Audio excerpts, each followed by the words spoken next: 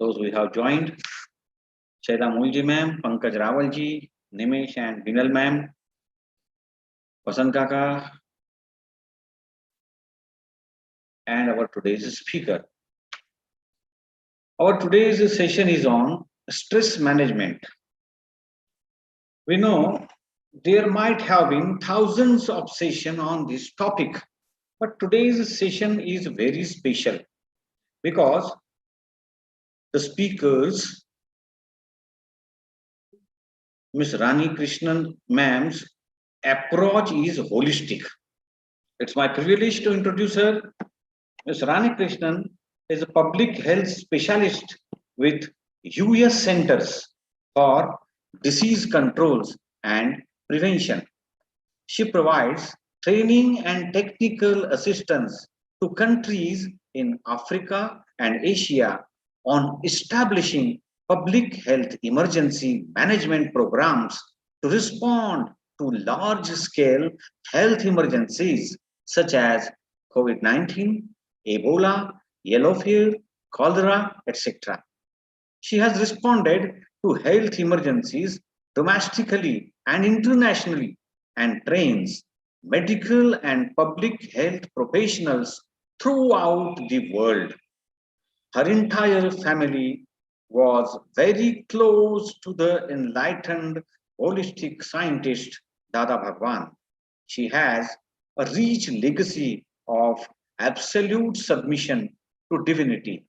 What I discovered is that Ms. Rani Krishnan, this is very surprising that even though she is associated with medical science, she is a very profound thinker and a wonderful speaker. I invite her very cordially, with very humbly, ma'am, over to you. Thank you very much. Let us start. Okay, thank you so much, Uncle. Just want to confirm that you can see the slides.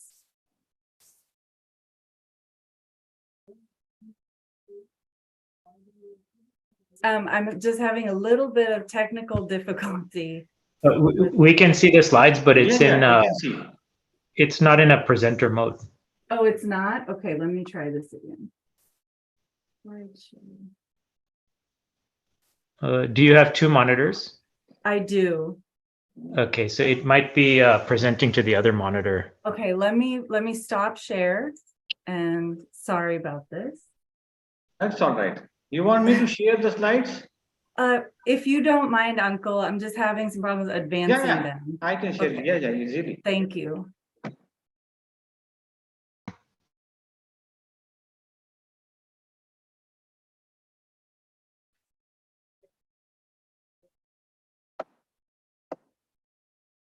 And while we're waiting, Jai Sachidanand, everyone, I am looking forward to sharing with you what I learned in this research about stress management. It really kind of surprised me, the revelation at the end of the presentation.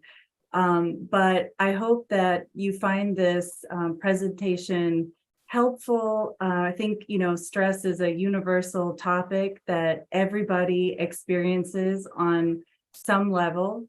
And there are, hundreds of ways to manage stress as well. We're going to talk about some of the physical things you can do, the mental and social things you can do to manage stress. But we're also going to look at it from a holistic perspective at the end. So I'll go ahead and get started with the definition of stress. So what is stress? Stress is actually a biological response to a perceived threat. And the key here is the perceived threat. So maybe something that is stressful or perceived threat to one person may not be the same for another.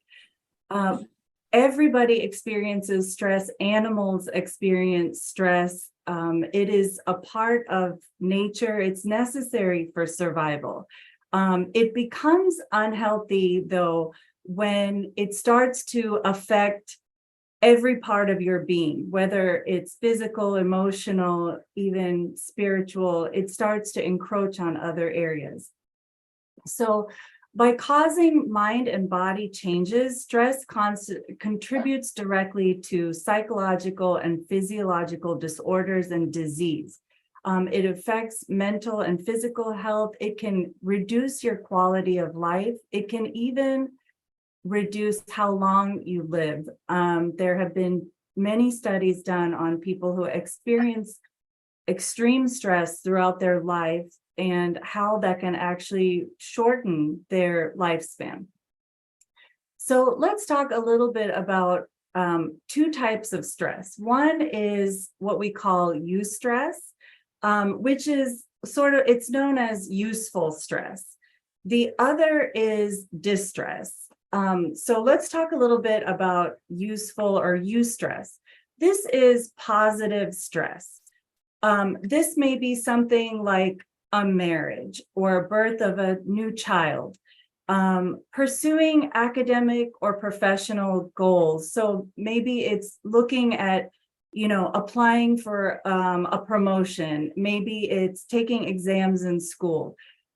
Stress can be physical, exercise. So if you're running on a treadmill or you're doing yoga or physical activity, it has beneficial stress on your heart, on your lungs.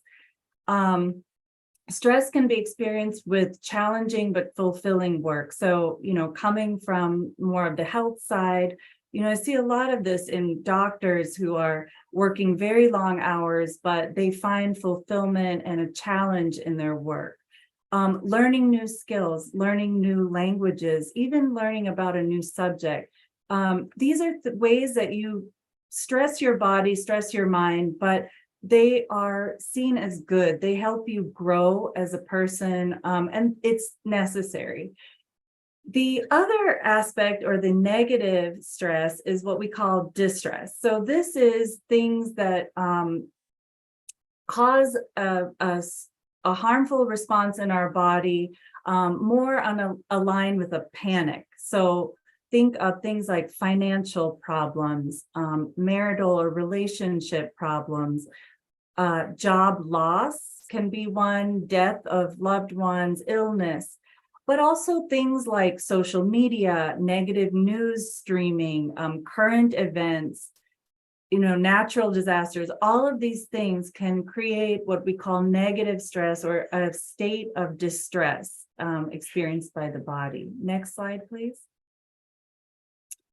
So there are different types of stress also. We talked about negative and positive, but these can both be experienced on these different levels, which are what we call acute, episodic, acute, and chronic.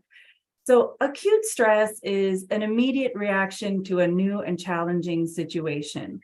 Acute stress can be experienced, again, in a positive manner or a negative manner. So if you look at the example on the slide, an example of acute stress is you accept a new and exciting 6-month training opportunity at work. The new opportunity requires a temporary relocation, and your spouse supports the decision.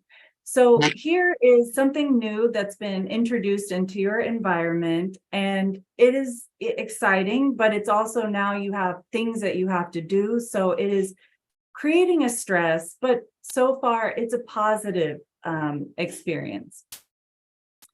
Okay, episodic acute stress is characterized by frequent episodes of acute stress. And I want to also add, it also is missing a buffer. So you're not, at this time, you can always experience episodic or acute stress, but many of these, when you don't have a buffer or a way to manage it, is when it becomes toxic stress. So episodic acute, these may be many things happening in sequence. So if we look at the example here, so now you have taken this job and you need to start making logistical arrangements to move to another city. You're going to have to move within 2 months. So you have to find, a place to work. You have to transition your existing work projects to your coworkers. At home, you may have to figure out with your spouse how you can plan for the 6-month move. And while you're doing all this, a week later, on your way home from work, you get into a car accident, okay? And you sprain your lower back. So now you see you've had many things that have been like acute stress, but it's sort of building up. And now you have this car accident. And the last type of stress is the chronic stress. So this is experienced through high levels of stress for extended period of time. Okay, so now you have not fully recovered from your car accident and your mobility is limited. Life is starting to get difficult. It's hard to perform daily tasks. It's hard to manage all the parts of moving as well as your transitioning all your projects. So now you are starting to lose a little bit of interest in this new position. You're starting to feel almost like a weakened sense of motivation, immunity, that kind of thing. And you're starting to dread this opportunity now. So what started as positive has now, through all these stressors, become a chronic, stressful experience. Next slide, please. Okay, so of that line, there are still ways that you can manage chronic stress and acute stress and still be what we call in this optimal stress functional range. So this is where you're both challenging yourself, but you have lots of social support and buffers to help your performance. So in his book about organizational behavior, Dr. Uday Parikh talks about functional and dysfunctional stress. So what this is low stress here. It's where you're you lack motivation. This may be manifested through boredom, low performance at work or in school. You may have dull health, low energy, fatigue. This is sometimes when you are in a low stress. It may not necessarily mean you're overstressed. Maybe you're not pushing yourself physically, professionally, mentally, those types of things. Then we move to sort of the median of the bell curve here, which is optimum stress. So this is you're performing at peak levels. You have high energy, you're enthusiastic, you're motivated, you believe in your performance. Your performance is expressed through these high energy, enthusiasm, and you're overall in physical, mental, good health. So this is what we call optimum stress. And then finally, you come to high stress. So stress and stress management is all about a balance. And high stress is resulting in exhaustion. This is where you'll start to see fatigue, anxiety, burnout. For many professionals, burnout, they have maybe heightened blood pressure. They are having difficulty sleeping. Maybe you have nausea, mental and physical illness. So this is when you know stress has become dysfunctional. It's no longer serving you in any capacity, and it's actually starting to impact your health. Next slide. So what does your body look like on stress? Any stressor. So like I said before, if you think about in nature, when you have an animal, one is the hunter, one is the hunted, predator and prey, they both are experiencing many of these physical manifestations as stress on the body, but that stress is what is biological and necessary for survival. Here in modern times, we are not, inundated with physical and life-threatening stress. Typically, it's more all of the things that we're going to talk about in this presentation. But what stress does to your body, it heightens your blood pressure. It can increase your chances for heart attack, stroke. It floods your hormones. So you have high levels maybe of adrenaline, but you also have high levels of cortisol. over time that can cause weight gain in your stomach region, which can also create lots of health problems. Stress overall creates an inflammatory response in your body, and there's many scientific negative effects of inflammation that also can wreak havoc on your internal organs. From a mental perspective, you have clouded thoughts, foggy judgment. You may have hard time making decisions. You are now, with the chronic inflammation and flood of hormones, you have a suppressed immune system. So many times when you're stressed, you're also more likely to get sick. You will have digestive issues, maybe slower digestion. Some people experience nausea, vomiting, those types of GI distress. And then you also have sluggish kidney function. So the toxins are building up. They're not being removed flushed out of your body in the same way. So this is just a picture of how stress can really negatively impact your physical body. Next slide. Okay, so the next kind of big impact is stress on the mind. So stress can sometimes be experienced, or it will manifest through anger, mood swings, anxiety, depression, isolation. You may start to lose interest in activities that used to motivate you. Poor cognitive function. So this is, this impacts your ability to make good decisions. You may have strained relationships, insomnia, a feeling of hopelessness or helplessness, feeling like you can't get out of the situation. You can experience addiction, apathy, or loss of interest in life, which is a very dangerous emotion spiritually. And then also harming others or even yourself. So it can lead to some very negative mental and psychological impacts overall. Next slide. So everybody responds to stress differently, and I want to talk a little bit about the trauma response. So as we see, first off, stress, again, it's a biological reaction to a perceived threat. But sometimes when stress lives in the body, you may perceive a threat that's not necessarily really there.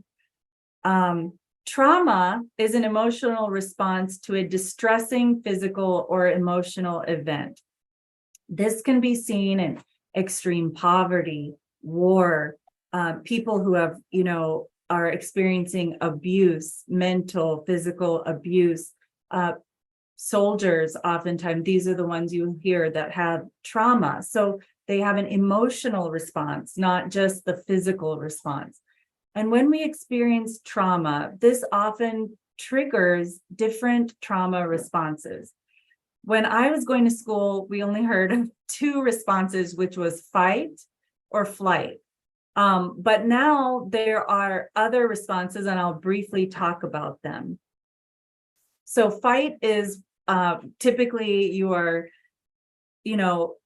addressing or confronting the distressing emotion or distressing experience straight on. So if this is, let's say you are attacked on the street, if you fight back, that is what we call the fight response.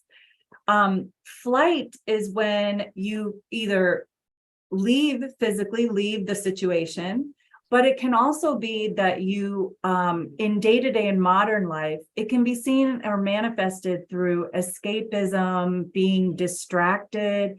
Sometimes people will bury themselves in work to escape, to flee from maybe personal stresses in the home.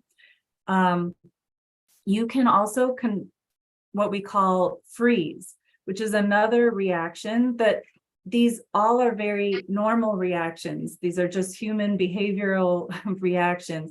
So sometimes we experience freeze where we just shut down. Maybe we go to sleep, we bury our head in the sand.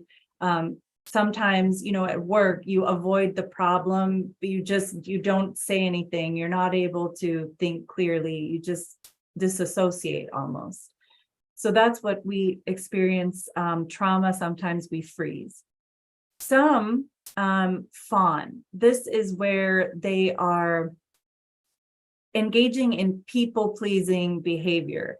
So this you'll often see in people who experience maybe mental or physical abuse. A lot of times you may see this with even children who are experiencing trauma somewhere in their life, but they are overly eager to please and to always be good. And it's actually fawning. It's a survival response. It kind of helps them blend in and not attract more trauma into their lives. So that's what the brain is telling us. And then flop. So this could be actually fainting and, having a stress response where you might collapse, may faint, that type of thing. So again, when these responses happen, they are normal, but when they become prolonged and we are experiencing continual stress, these have physical and emotional impacts on us. Next slide, please. Okay, so causes of stress can be both internal and external. So internal stressors are the emotions we experience, like anxiety, worry, fear. Worry and fear are two very big kind of internal stressors. Grief over loss of loved one or loss of even a job or a home or some type of external grief.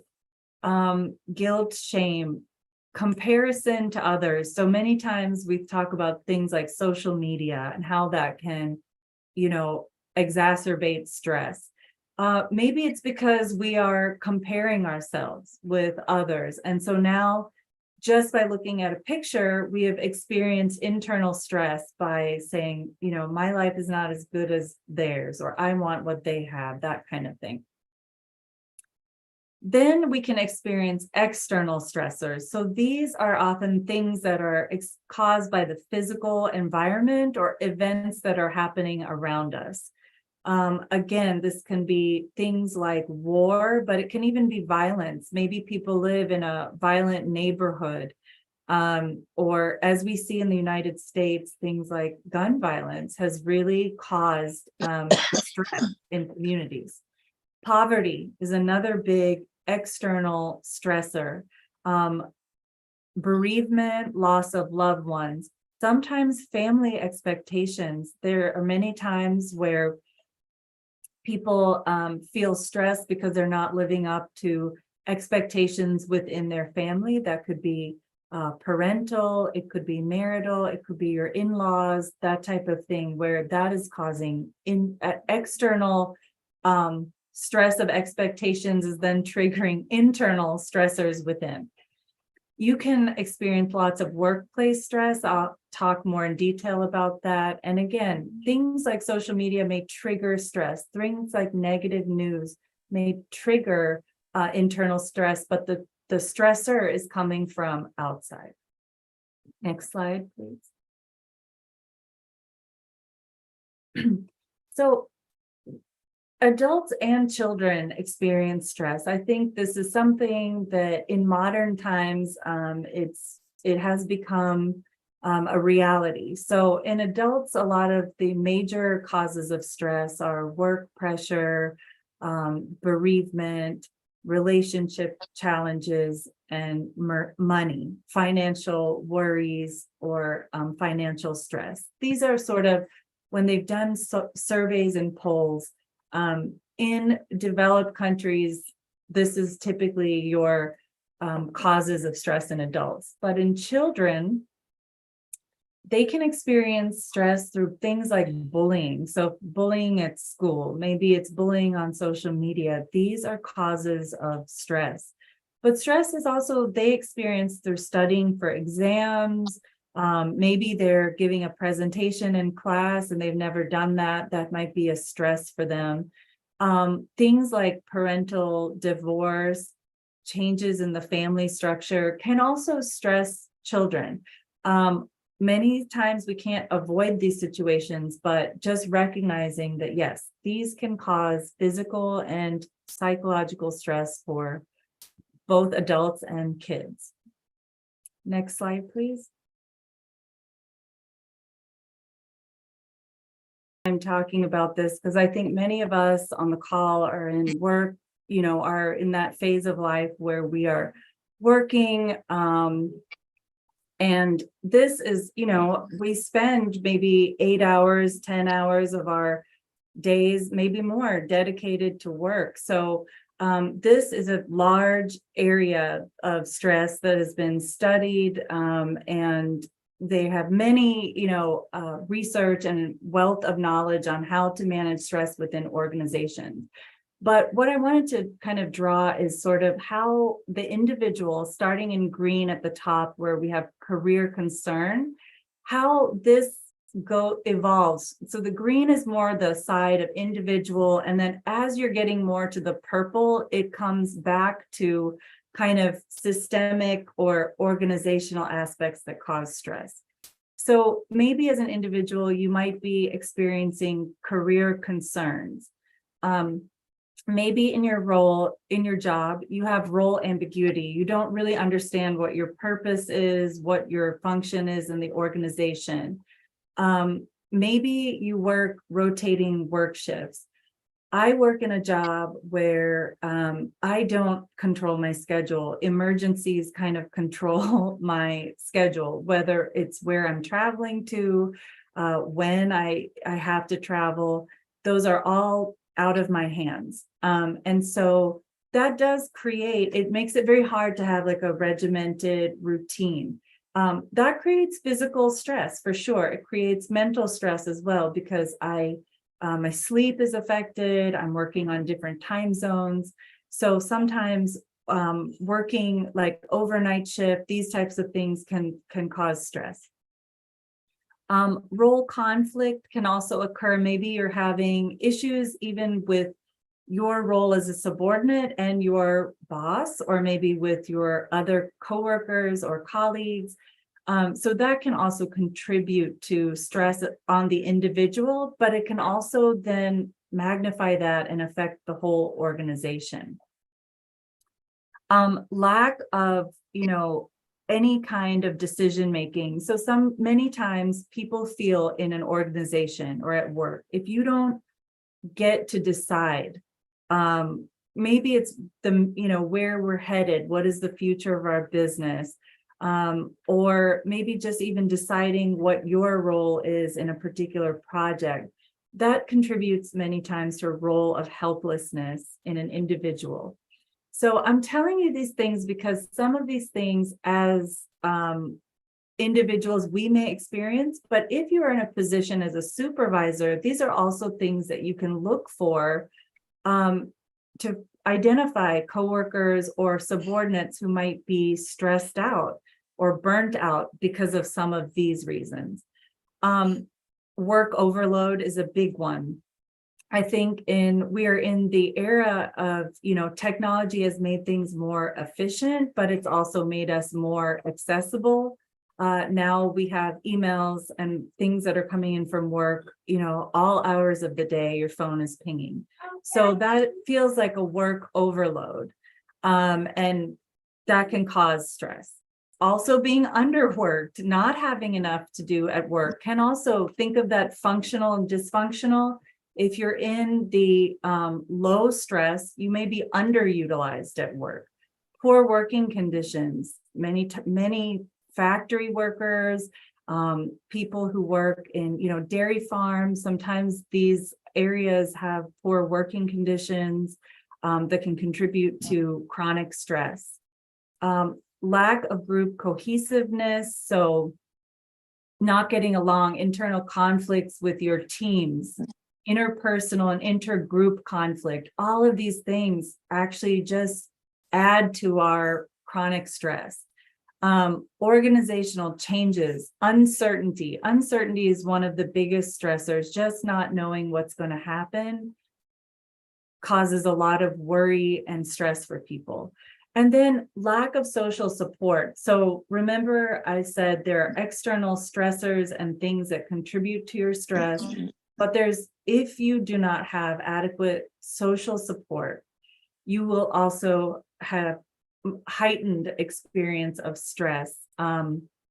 Human beings are social creatures and they need social structures to survive.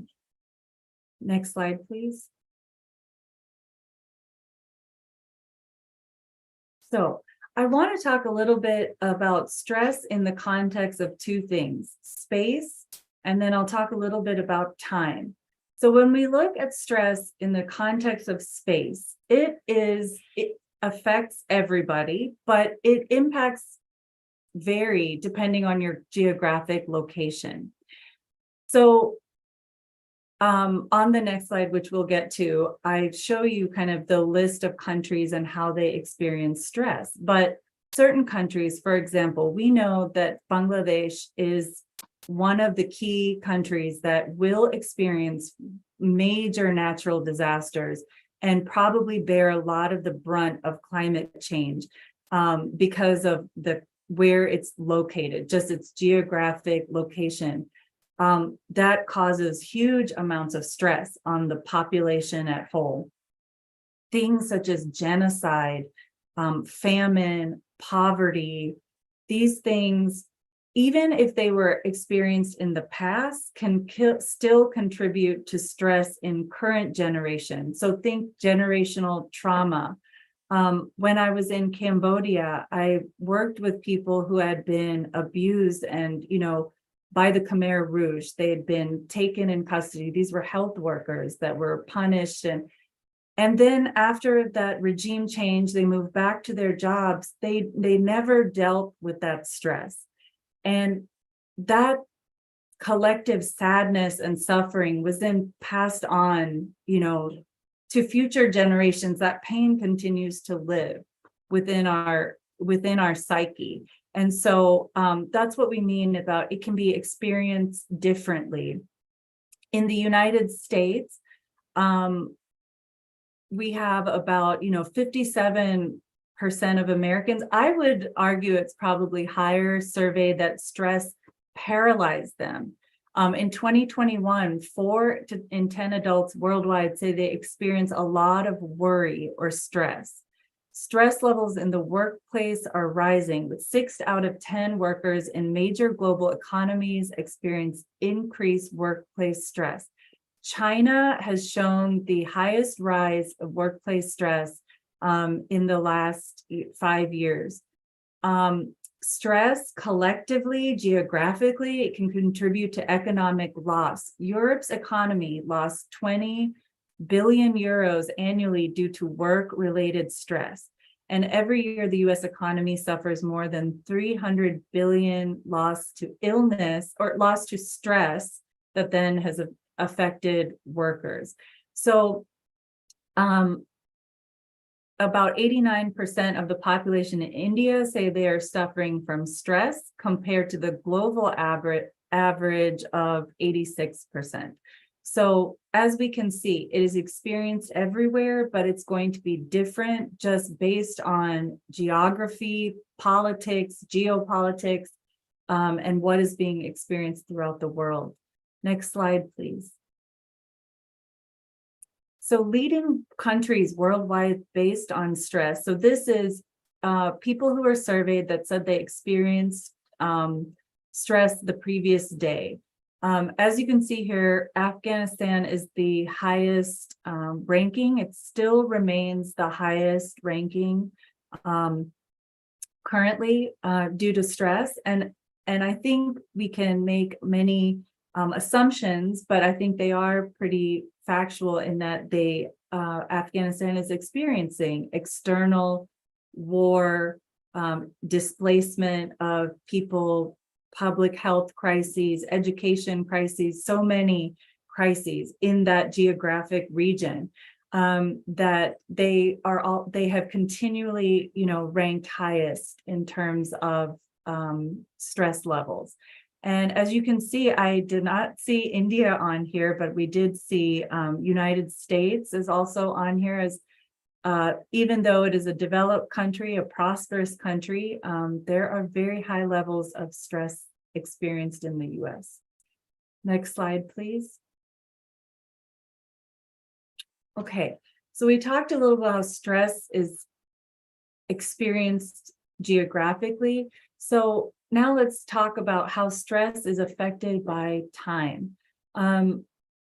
We, as many of us are familiar with, Kali Yuga, stress is almost one of the characteristics of this time period that we live in. If you look at the Srimad Bhagavatam, this is all the, teachings of Lord Krishna. I mean, this has been thousands of years. This was predicted that religion, truthfulness, cleanliness, tolerance, mercy, duration of life, physical strength, and memory will all diminish day to day because of this powerful influence of the age of Kali. So again, just the time period that we live in, we have to expect stress. Another quote was, the citizens will suffer greatly from cold, wind, heat, rain, and snow. They will be further tormented by quarrels, hunger, thirst, disease, and severe anxiety. So I will talk about that the Bhagavatam also gave us a solution for this in the stress management side, but just want to point out the fact that if we look at things holistically, our stress levels are impacted by the times that we live in, these modern times. Next slide. Okay, so we've defined stress, we've talked about stress, and we've talked about many of the things that cause stress. So now I want to transition a little bit and talk about the concept of stress management. Okay, so stress management is defined as the tools, strategies, or techniques that reduce stress and reduce the negative impacts that stress has on your mental or physical well-being. So these are those things that we talk about. These are strategies or behaviors or actions that can buffer. They can help prevent and also help manage stress. So if I could get a volunteer to please read the quote in black here before I talk about some ways to manage stress. I can volunteer. Thank you. Please. Change in lifestyle, change of routine, change of place, good reading, nice company, etc., is also useful to come back to normal from excessive stress. Secrets of Holistic Living, Chapter 4. Thank you, Shaila. So this has actually been, explained by Dada, holistic scientist, Dada Bhagwan, that, there are actions that we can take to manage our stress. And so let's just go review some of these. So one is spending time in nature. And on the next slide, I'll explain what that actually does to your body. But spending time in nature around, whether it's the forest, whether it's just looking at trees, anything can help mitigate stress in the body, in the mind. It can help you relieve stress. Saying prayers, I'll go into more detail on that. Practicing yoga. I think last week we had a whole webinar on yoga. It is a huge stress management technique because it builds in two things. One is the physical, the poses, but also the breathing. And the breath is one of the easiest, cheapest, and most accessible ways to manage your stress is just by breathing. Spending time with friends, but also spending time with things like this in a spiritual community, friends, family, social support. These are ways to help buffer stress, to help manage stress, and to help lessen some of the physical and psychological experiences that we have when we are stressed. Exercising, movement, again, whether it's yoga, running, walking in nature, you can combine these strategies. You can, what they call stacking activities, you can stack these to do multiple. So exercises, again, helps mitigate stress by giving and boosting that positive stress, the useful stress. It does good things to your body, hormonally, physically, to your heart rate, all of that. Managing time management. So most of us in the professional setting know that managing time is critical to combating stress. But I also want to add that it's prioritizing your time, I think also. I think that managing time is important, but one of the biggest things you have to, first figure out is what are your priorities? And that's where holistic science, comes into that. We will talk about that in a few slides, but managing time, both having a schedule, a calendar, it helps you prepare. Preparedness is one of the biggest ways that you can combat some of that uncertainty that you might experience. So managing your time allows you to prepare, to mitigate some of the effects of stress. Practicing any kind of art, creative outlet, whether it's writing, poetry, singing, any kind of creative expression, it's the antithesis of stress. Stress actually diminishes creativity, productivity. Believe it or not, I think, in modern days, we think if we're stressed, we're successful. We're supposed to be stressed if we're successful.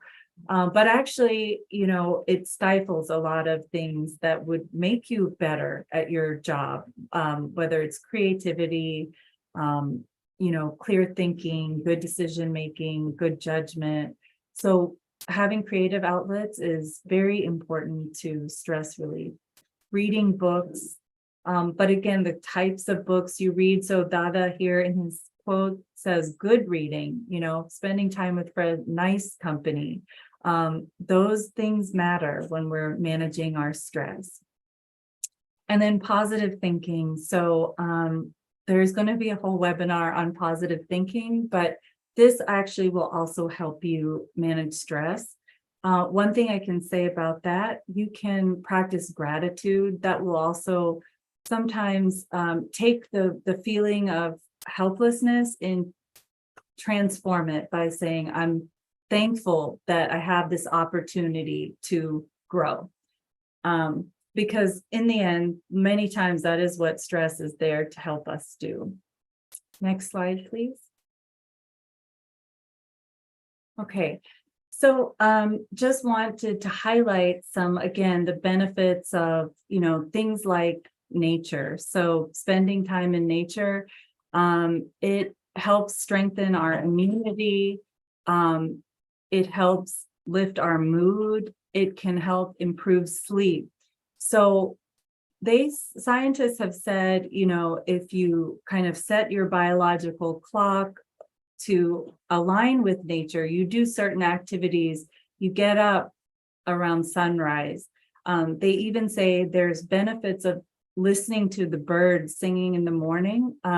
There have been studies on people who listen to what they call the dawn chorus. It's all the birds making the noise in the morning in that dawn period. Actually helps mitigate stress in your workday. So they actually recommend, listening to the birds in the morning is great for helping get clarity, creating calm, starting your day. Spending time in nature boosts your attention. So your attention, your chitta, it's more present. You're more in an observational operational mode versus a reactive mode when you're in a natural setting. And then it can spark creativity and those types of positive mental benefits as well. These same things apply for deep breathing. There's many different breathing techniques, pranayama, yoga, all of these things that affect our breathing can be extremely beneficial to stress management. In fact, because I'm traveling and on planes and, a lot, prayer and breathing are some of my, go-tos for stress management because you can do it anywhere. Again, exercise and social support, the benefits of having good company, taking care of your physical body, these things will help you be more resilient to the negative aspects of stress. Next slide. So I believe Sejal did a whole webinar on the benefits on prayer and how they prevent and reduce stress. So I would definitely urge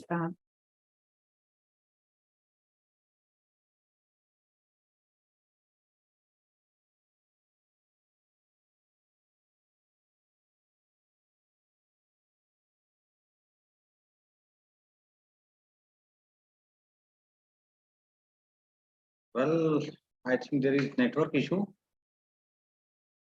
Ms. Rani, your video and audio stopped suddenly.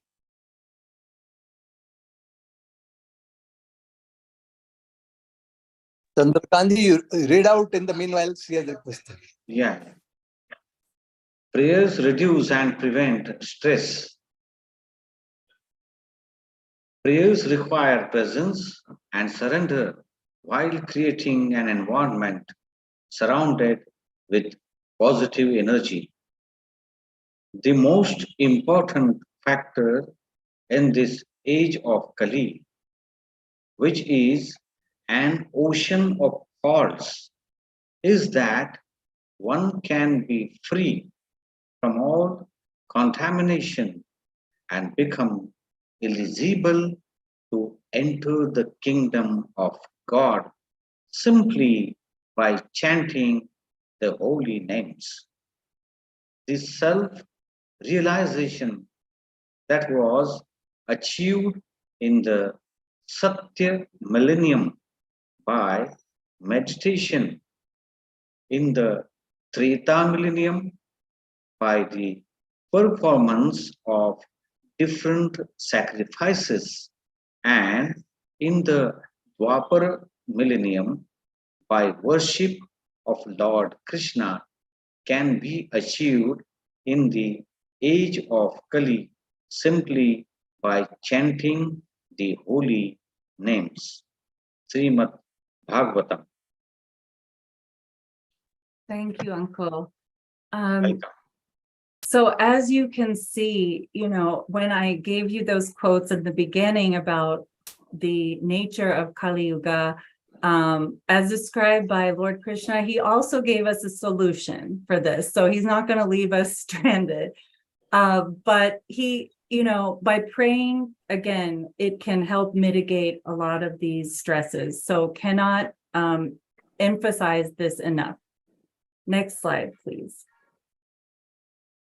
Okay, so now I want to bring it to more of the holistic approach to stress management.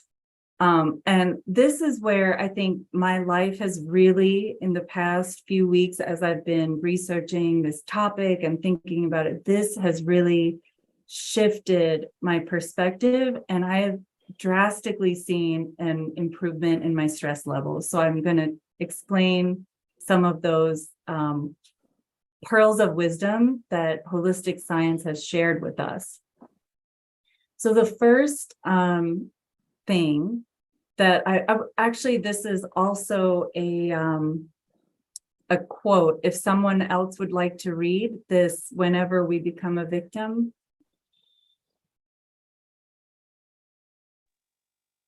Any volunteer, Sure. please? I can read, sure. Please.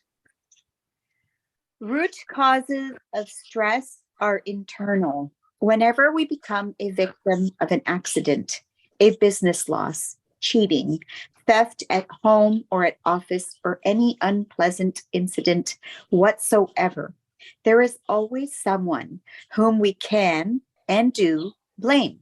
Although appearing real, in fact, it is an illusion. The real reason lies within us. Do you want me to continue? Yes, please. Once we notice and accept our own fault as a crucial evidence to generation of all the maladies we are facing, half the remedy is done, as in the case of a true diagnosis. Secrets of Holistic Living, Chapter 4. So I thought this was so beautifully put, because this whole time we've been talking about external stressors and our reactions, but all of this is coming from one place, and that is within us, within each of us. And how we can mitigate this, holistic science says, is really by accepting our own mistakes. That is actually one of the, not just accepting, but correcting, right? Observing and correcting. But the first step is acknowledging that you made the mistakes. So I thought this was such a beautiful pearl of wisdom, because really it's, as much as you want to blame others, here's this photo, as much as you want to point the other finger at someone, there is always going to be 3 fingers pointing back at you. So root causes of stress are internal. Next slide, please. Okay, so one of the biggest causes of stress that was also outlined in the Secrets of Holistic Living was opinions, giving opinions. So holistic science says acceptance multiplies psychological energy, and opinions actually reduce our psychological energy. Opinions distort perception and reduce ability to observe subtle facts. So what we are actually doing is that illusion that Shaila mentioned in the previous slide, we are actually perpetuating that illusion when we give opinions about an event, a person, a behavior. So much of our stress is caused by opinions. We lose creativity. We then experience overactivity of the mind and loss of inner silence. So we're moving into that dysfunctional or distress. We actually can experience weakening of nervous system leading to fear psychosis. So this was what was mind-blowing to me, because I realized that I had so many opinions that when I really looked at my stressors at work, they were not that many. Really, it was just, I need to do X, or I need to do Y. I need to go teach this in this country. It was the opinions that I placed on whatever was happening, or my opinions about coworkers, opinions about, how things should be done, likes, dislikes. It was all, it flooded. It was just flooding out of me. I could not even list them fast enough. And in that time, and this actually happened to me this week, it was actually in temple too. I was in temple in the presence of God. These opinions are just flying out of me. And that is when my stress just disappeared, because it was all caused by internal distorted perception. And it was distorted by my likes and dislikes and what I felt, what Rani felt should be and not be. Next slide, please. So the holistic solution is really to address stress at the root cause. So effort to come out of opinion is so important. So how do we do this? You know, we spend time introspecting on how your opinions cause internal distress. So ask yourself, when you're experiencing stress, when you're experiencing distress mentally, maybe, you know, is this actually something that is causing, like, is this actually threatening my life? Is this actually a physical emergency? Or is this actually being caused by something internal? Am I really distressed about my work, or am I more distressed because I have negative opinions about my coworkers, my boss, my assignment, my role, that type of thing? Pay attention to what you think or believe is a good or bad, and whether it's people or circumstance. Anytime you are expressing someone is good, someone is bad because of this, because of that, you are now in the realm of opinion. Opinions are cleared through observation, asking for forgiveness and strength not to repeat mistakes. So, you know, one thing is once you become aware of the problem, it then becomes way easier to see it within yourself. And if I could get one volunteer, whether it's Shaila or anyone, to just read this quote from Dada Bhagwan at the bottom, please.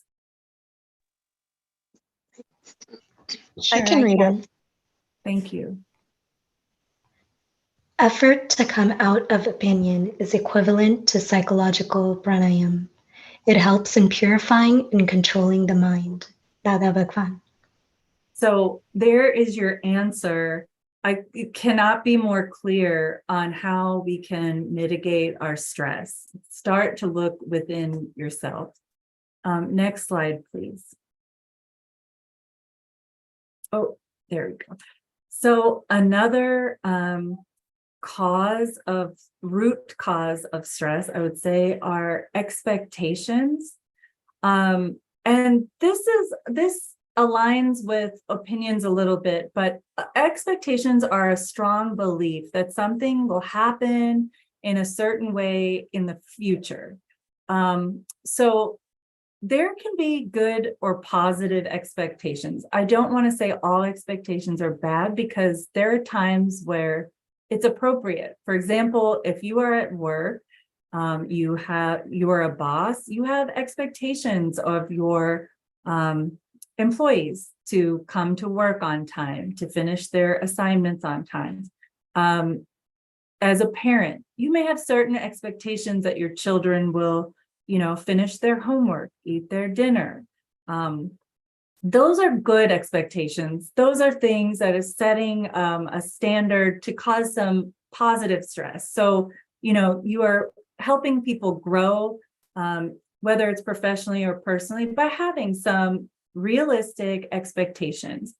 But where expectations start to get kind of destructive and start to add to our stress is when we start to project expectations on others.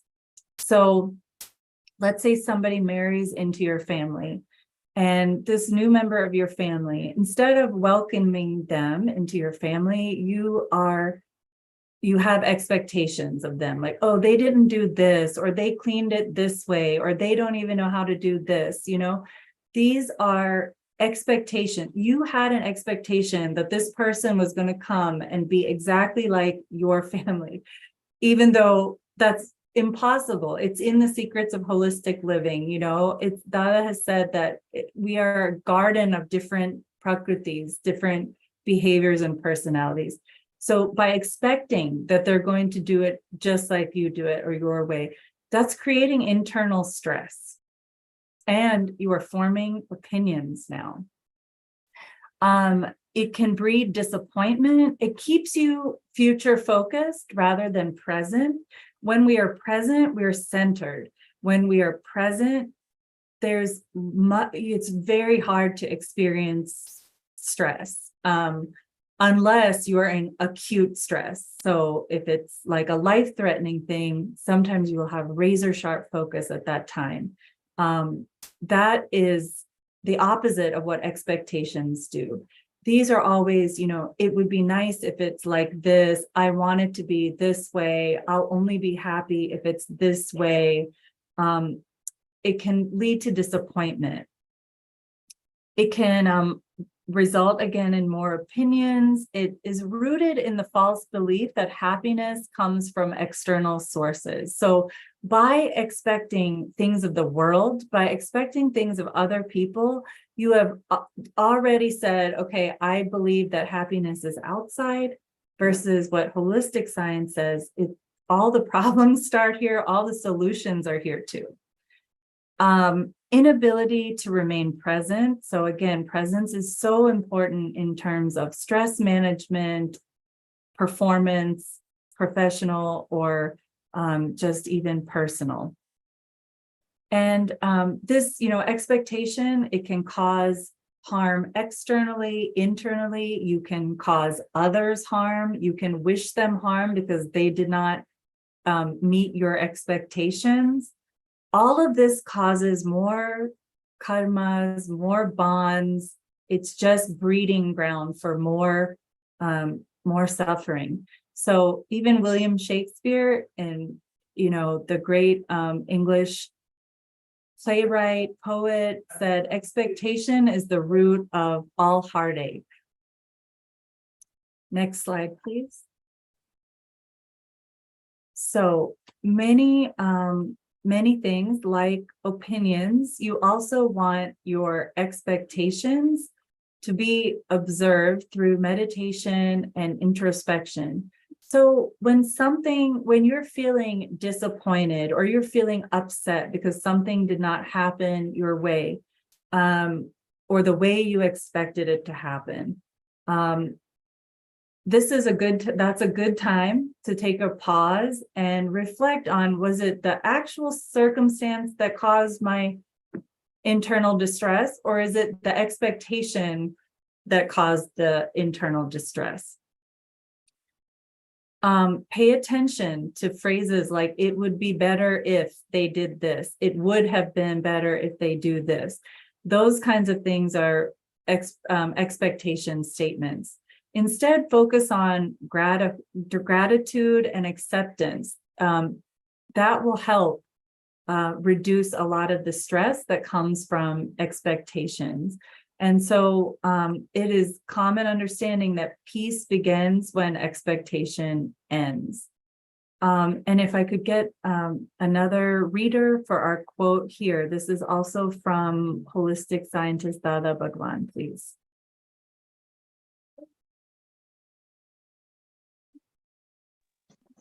I can read it. I'm happy to read. Okay, go ahead. You. Is it the one that starts with when our expectations? Yes. Okay. Thank you, Avni.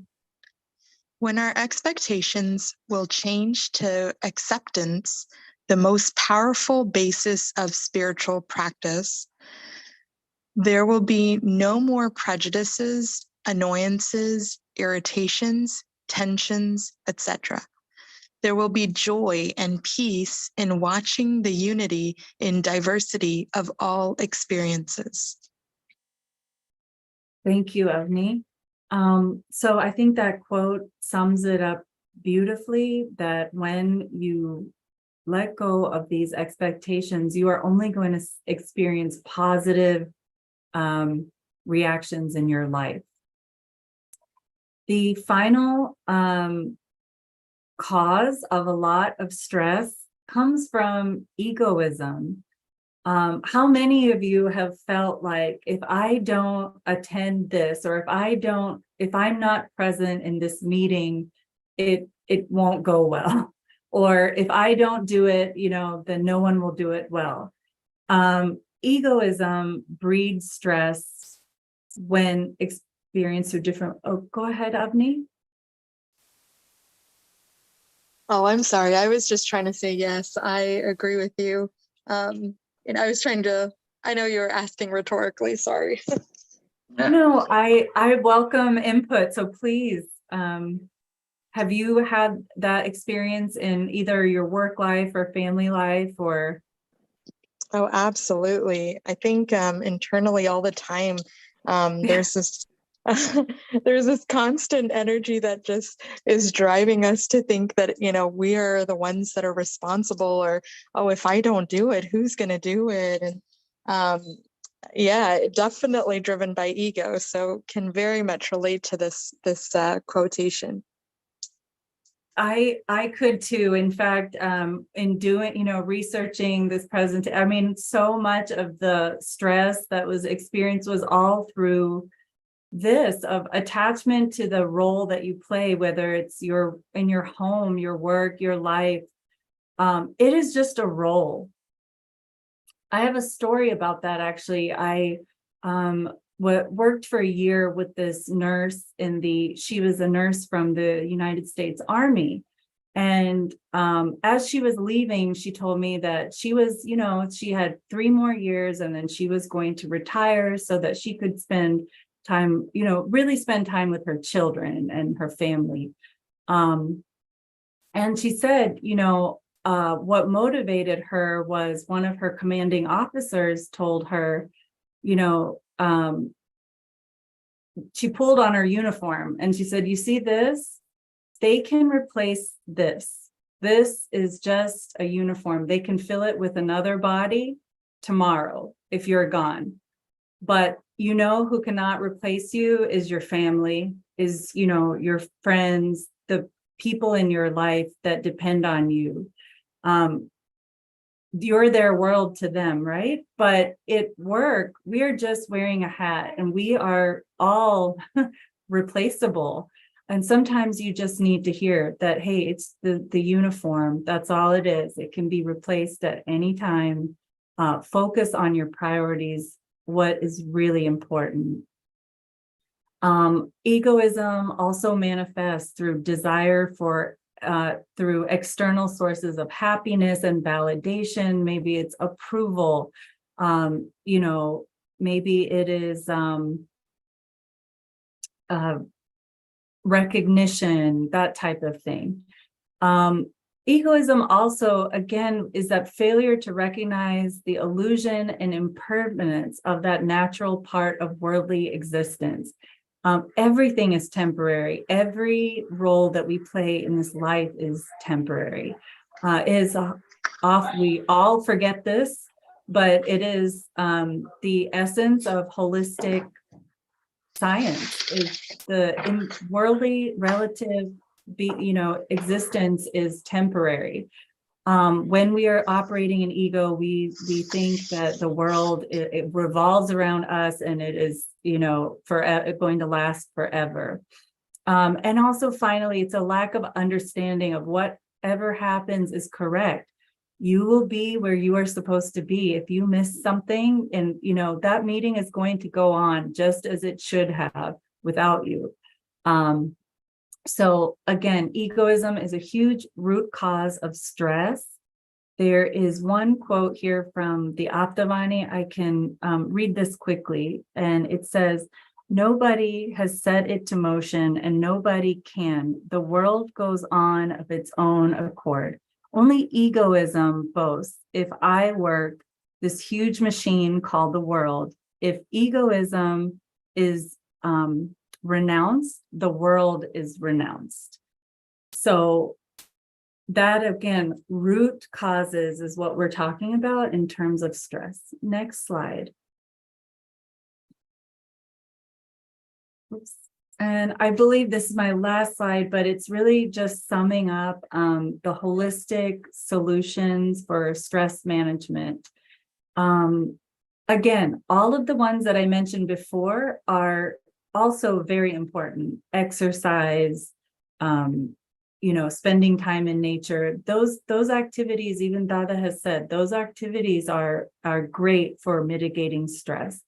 But searching for the fault or the cause of stress within and correcting it, holistic sciences, all other efforts are in any way merely movements of mind, speech, and body. And that was just like the splash of cold water for me was like everything else is not going to address that root cause, which is within all of us. Prayer. As much as we talk about social support that's necessary, spiritual support is necessary too. None of us are operating alone.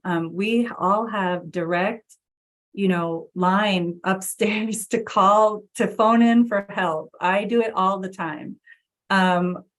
Prayer, surrendering, just giving it to Dada, giving it to Krishna, Shiva, whoever, Jesus, they have that phrase, Jesus, take the wheel. And I love that phrase because it puts the onus outside. Prayer and surrender are so important to stress management. Meditation of all types, but specifically introspection, looking at the faults and what's happening within us. Asking forgiveness for mistakes and resolving not to repeat these again. So that pratikraman, asking for forgiveness for these. Applying the knowledge that the one who suffers is at fault. And by examining the stressor through this lens, you will be able to address more of those root causes within that might be causing you stress. Understanding the purpose of human life, and especially and specifically your life. There is a higher purpose. There is a spiritual purpose that transcends all of this cyclical, temporary, impermanent existence. Putting that emphasis or prioritizing that in your day-to-day life will also help put this into perspective, all these things that cause us stress. And again, finally going back to that egoism, but knowing that happiness and suffering are temporary. Those are temporary states. These are my references for this presentation. And now we can open it up to questions, discussion, sharing your experiences with stress. And thank you so much, everyone, for your time today. Thanks a lot, ma'am. Thank you very much. And it was truly holistic presentation, as you really left no stone unturned related to today's topic, stress management. So I invite our participants to. Hello, Namaste, sir. Namaste. Jai Sachidanand to all. Jai Sachidanand to all. So today's session was really very relevant and useful in our day-to-day life. The thing I want to discuss here is that this is Kali Yuga, the age of darkness. Here, we have to make immense efforts to reveal the truth. Truth often remains hidden. And what we get manipulated pictures of truth or false pictures or false views. And in one session, Lala sir told that to be straightforward is one of the greatest gift of being spiritual. So being spiritual, I find that spiritual people are quite straightforward, gentle, honest, and straightforward. They do not involve in manipulations. Now the thing that I find very complicated, very stressful is that often I have to face manipulations. Being a very straightforward person myself, I have to face so many manipulations in family life, in professional life, in social life, in certain legal issues. Everywhere people are manipulating the rules, they are manipulating the facts, they are manipulating the reality, and we have to put in lots of effort, we have to go through lots of stress to make the things clear. So this I want to discuss what could be I found the solution in the holistic solution slide that ma'am shared about the holistic solution to the stress management. But I still want you to throw some more light on that, how we spiritual people, we straightforward people tackle with this day-to-day manipulations.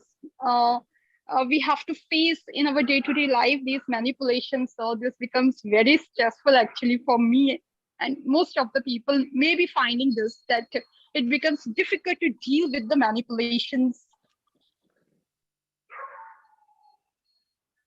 Hello. Yes, thank Hello? you for Yes, sharing audible. that. I was going to open to the group. Does anyone have experience with that, about manipulation and how to kind of mitigate some of those stress caused by that in day-to-day life? Well, the question is actually related to innocent suffering, Dr. Ichidayal, right? And there are two views towards any point. One is worldly view and another is the hidden view, real view and relative view. So from relative viewpoint, the manipulators may be spoken of as being successful. All right. But truly, if we consider, it is not really so. If you get it, see, certain things are so hidden that you require deep insight, full view to understand it. Those, for example, are cheaters or manipulators. They may earn temporary materialistic benefit, but from spiritual point of view, they are digging a very deep ditch to fall in ultimately. And those who accept the cheat, or those who accept the fraud, those who accept the whatever harm is done,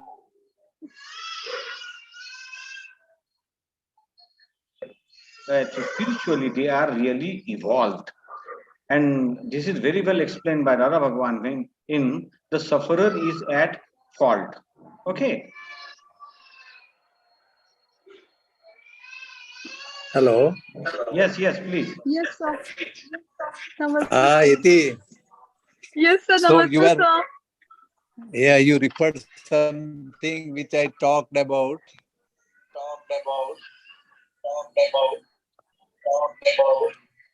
Oh, where is it? Yes. Sir.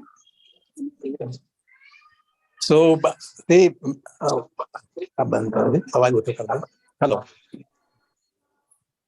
So Yes, sir. you are right.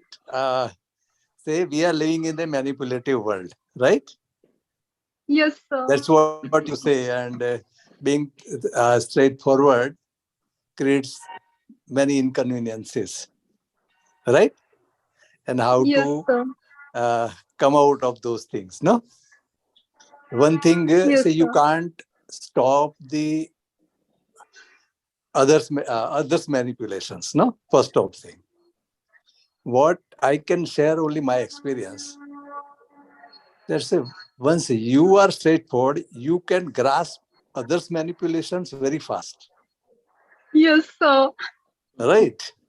So Yes, if sir. you are manipulating, if you are manipulative, you will be less able to understand others' manipulations. Yes, So sir. that is one way. It saves us from the manipulative world. One thing, right? So you will face lesser manipulations. Your intuition will become so sharp that you can in Yes, sir. advance come to know about the manipulations, right? So that is Yes, one sir. advantage we have over a Yes, period of sir. time. See, this is a chain of reactions, no? We had been manipulative so long. Today we have decided to reduce the manipulations. You can't say manipulation and untruth. Both are different things, you see. Yes, There are sir. certain innocent manipulations. Like when you want to do something for your baby, child, you have to tell her, manipulate certain things and tell. Say, my mother was telling, you see, your Masi's son is eating a full three breads and you are eating only one roti. This is a manipulation. All mothers do, no? To encourage child to grow up. So that is a innocent manipulation, right? This way we have.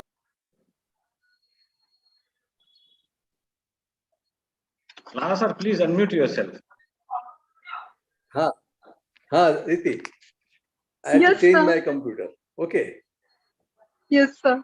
Hello? Yeah. Are you listening? Yes, sir.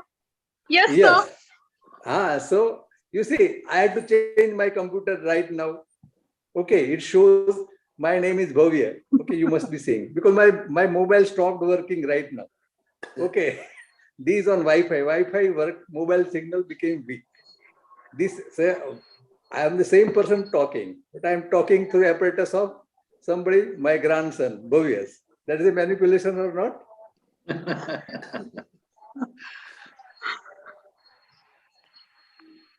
Hello? Yes, audible, yes, sir. sir. Yes. Hello, again, So this kind of things happen, no? This kind of things happen, but say we have no selfish interest. So when you are able to sense others' manipulations, it solves so many problems.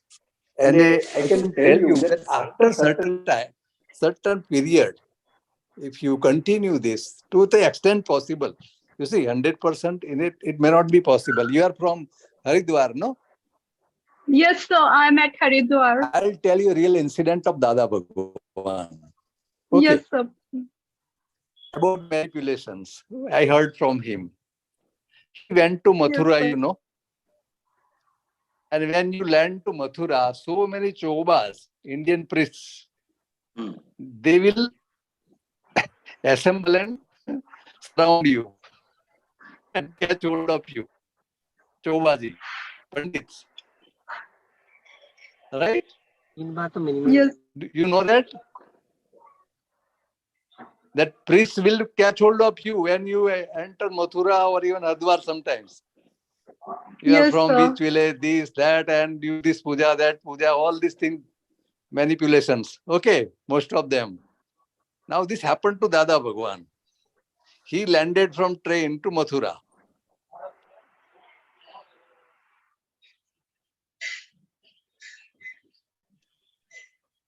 Sir, unmute please.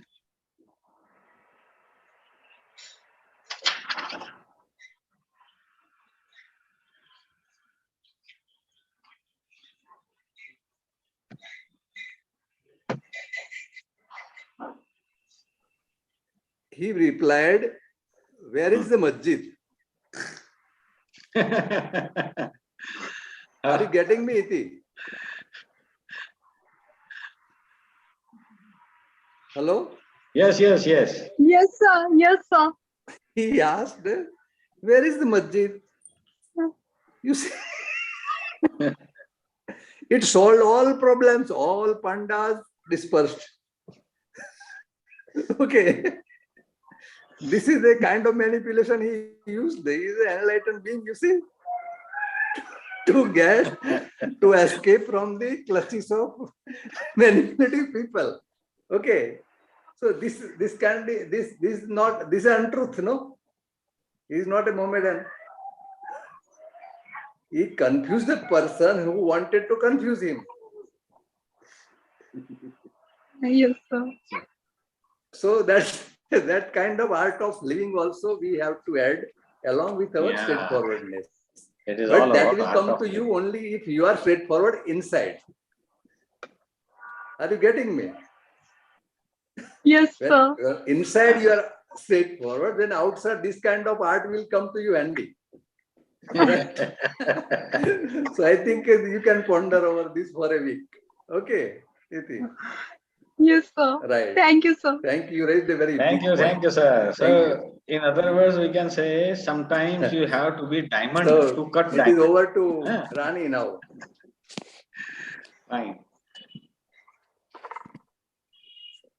Okay, does anybody else have an experience they want to share, a strategy, or anything about stress and stress management?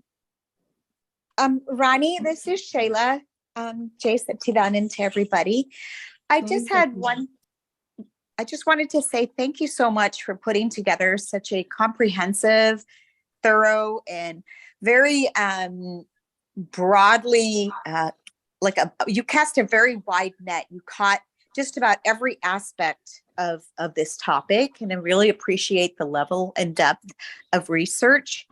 I did want to add, I've seen a very prominent psychologist who did a TEDx talk, and she was saying how for 30 years she had been lying to her patients because she's obviously a counselor / therapist, and she said, up until this point, I always told my patients that stress is bad.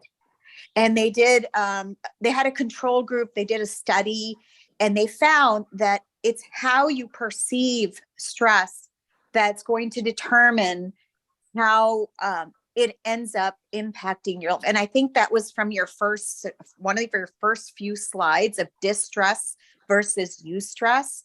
So it's how you think about stress, is how it ends up impacting you. So I just wanted to add that little point. I mean, it's just at the end of the day, your attitude towards what happens to you that's much out of your own control. So, but it was beautiful. And really for me, it allowed me to kind of have a samaik per se of things that have transpired over the course of my life as you were speaking, which is wonderful. So thank you so much. So thank you, Rani, again. So it was a wonderful session. Huh? We are very happy. Thank you for the opportunity. Yet again, I benefited from the doing the research. So I feel very lucky. Thank you everyone for attending. Thank you very much, Rani ji. And this session will keep guiding to all the coming generations because it is fully recorded and it's a holistic presentation. Thank you very much. I have a very good time, everybody. Thank you very much for joining. Jai Satchidanand, very humbly to all of you. Thanks a lot.